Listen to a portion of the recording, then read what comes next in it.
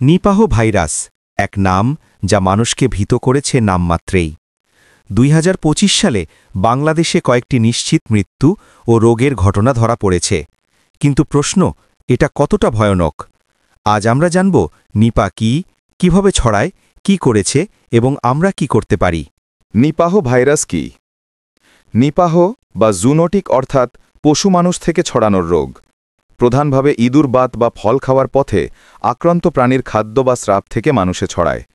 মানুষের মধ্যে এটি মারাত্মক শ্বাসনালী ও স্নায়বিক লক্ষণ সৃষ্টি করতে পারে।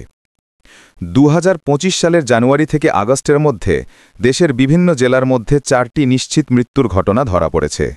এই বছর ভারতের মতো আমাদের দেশে নিপা আক্রান্ত রোগীর সংখ্যা পাওয়া গেছে। ঝড়ের মধ্যে এসব সংক্রমণ বাড়ার আশঙ্কা রয়েছে, কারণ বন্যপ্রাণী ও মানুষের সম্পর্ক বাড়ছে।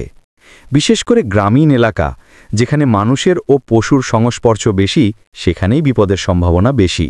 নিপাহ রোগের প্রারম্ভিক লক্ষণ সাধারণ মায়ের জ্বর, মাথা ব্যথা, গলা ব্যথা, অনেকটা ফ্লুর মতো। পরবর্তীতে এটি দ্রুত শ্লোথতা, শ্বাসকষ্ট, স্লারিং, কম জাগরণশীলতা পর্যন্ত যেতে পারে। যদি এসব লক্ষণ দেখা দেয়, দ্রুত হাসপাতালে যাওয়া জরুরি। কিভাবে রক্ষা পাব? ফল, রস বা খাবার খাওয়ার আগে ভালোভাবে ধুয়ে নাও। আক্রান্ত প্রাণী বা তাদের ছত্রছায়া থেকে দূরে থাকো। হাত ধো, মাস্ক পরো, স্বাস্থ্যসেবা নিচ্ছ, বিশেষ করে অস্বস্তির ক্ষেত্রে। রোগ নিয়ন্ত্রণ ও জনসচেতনতা বাড়াতে স্বাস্থ্য বিভাগের কাজকে গুরুত্ব দাও। নিপাহ ভাইরাস একটি ভয়ানক রোগ, তবে সঠিক জ্ঞান ও সচেতনতাই আমাদের রক্ষা করতে পারে।